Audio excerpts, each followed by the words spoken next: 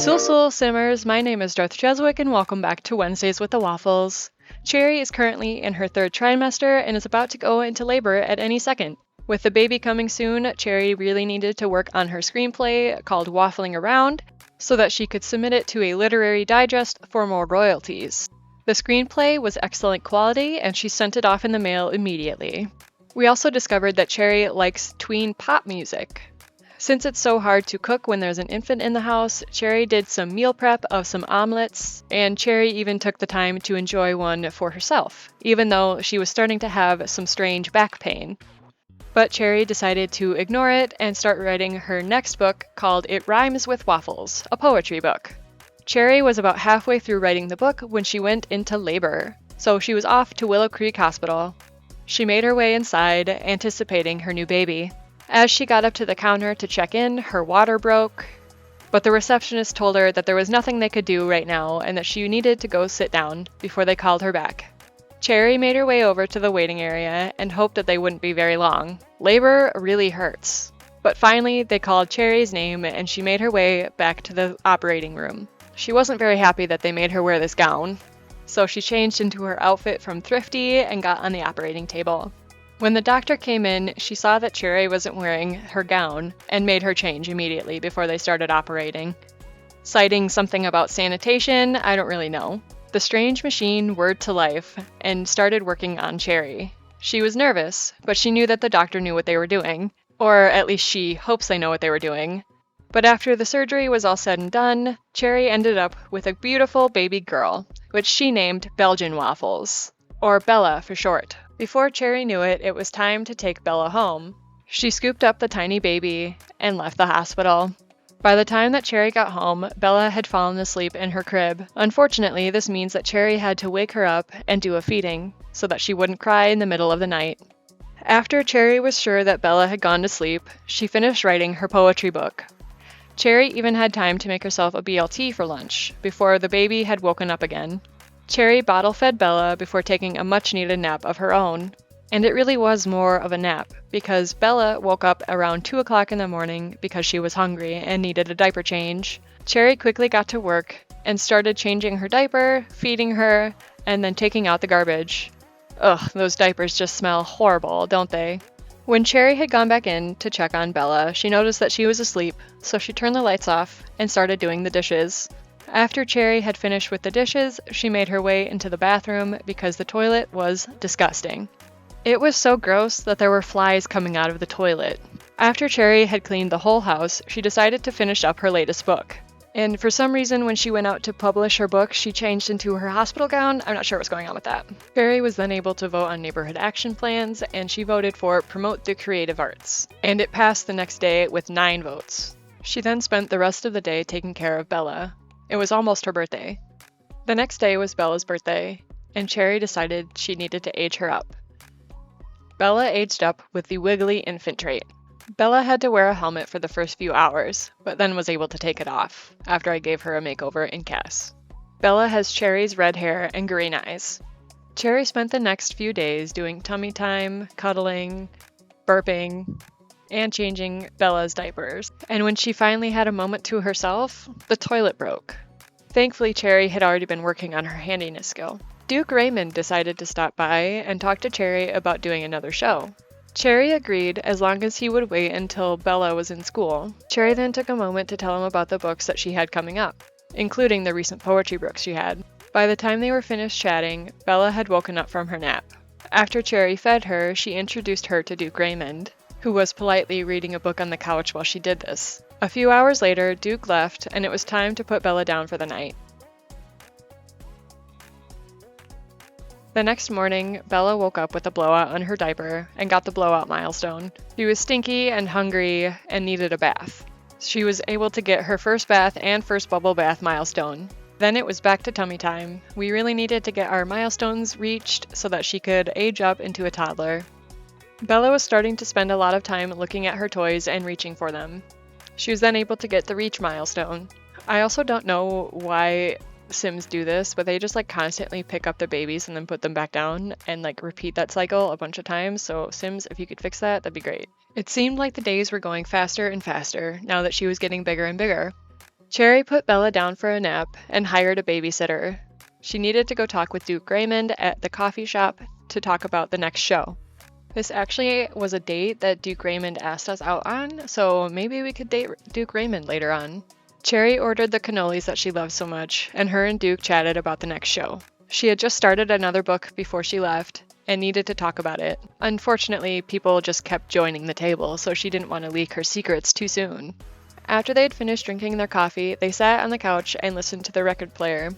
We were actually sitting in here for so long that the espresso maker got really, really dirty. Also, check out this hairless cat that was wandering around the building. Cherry picked up Belgian from daycare and had to feed her and change her diaper because apparently they don't do that. Cherry brought Belgian out into the living room so that she could make dinner. This is where Belgian learned the rollover milestone. She actually just reached a bunch of milestones all at once, right here. So that was really cool. While Cherry was teaching Bella how to sit, Bob called us and asked who he should be friends with. We told him we weren't sure. He also called again to ask us if he could stay at our house. We told him he should power through whatever's going on at home. While Cherry went to make lunch, Bella reached her sit and scoot milestone. We also find out that Bella is a gassy sim, so that's really fun. She just gets grumpy a lot because her stomach hurts, I guess. Now that she's moving and scooting along, she's able to do normal infant things like destroy the refrigerator. It was also time to try her first foods. We gave her applesauce and she really enjoyed it. She actually tried all of them, I just didn't show all of them on camera. And she was stuck in the chair for a few minutes, not too long. Also, look at Nancy Landgraab's cold weather outfit in this save. Sims team, where are the base game Sims cold weather outfits? Eliza also called us to ask if her and Bob should have a baby, and Cherry told her that she should try for that baby. It was time to age up Belgian. Cherry made her a lovely little pink cake, added some candles, and then went to get the birthday girl. Side note, I love the unicorn onesie, it's so adorable. Belgian blew out the candles and aged up with the silly toddler trait. I think that's fitting because she was a wiggly infant.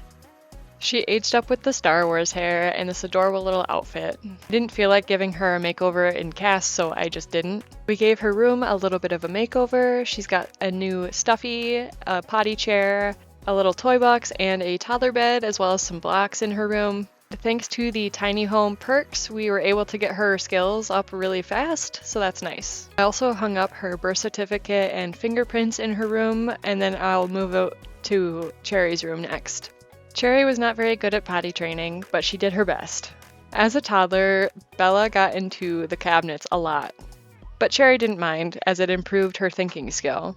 Because Belgian was becoming more independent, Cherry was able to write another book. She called it Short Stack, a book of short stories. And because Cherry was making so much money now, she was able to splurge and buy a toddler slide for Belgian. It was a rather warm fall day, so the two decided to go outside. And then Belgian was able to max her movement skill. After Belgian had gone to sleep, Summer Holiday came over to visit, and they became best friends. Cherry invited Summer in to watch a movie, and they watched it standing up for some reason. I don't know why they wouldn't sit down, but they didn't. Shortly after Summer had left the house, it started raining.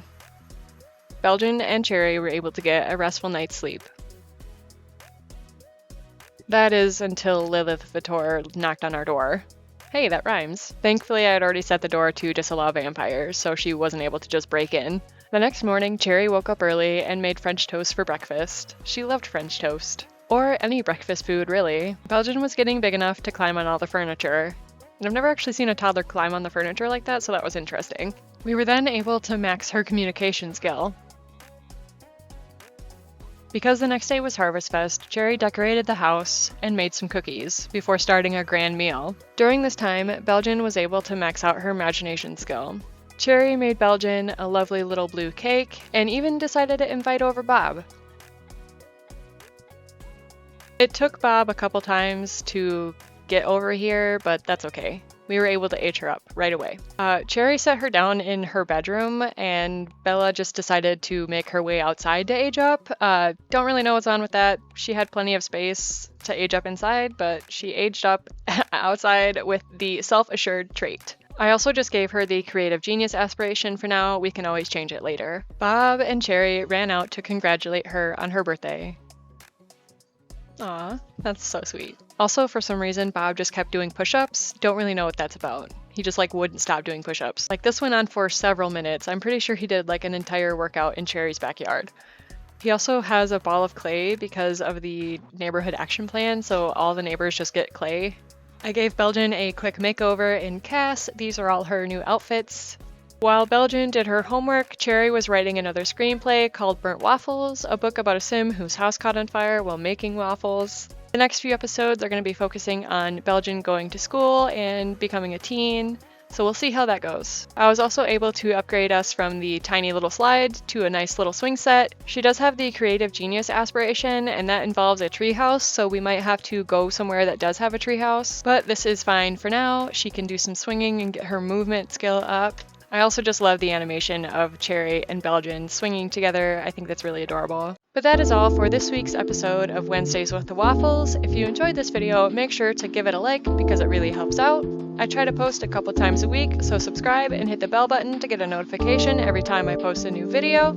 I hope you all have an amazing day wherever you are in the world, and I will see you all in the next video. Dag dag!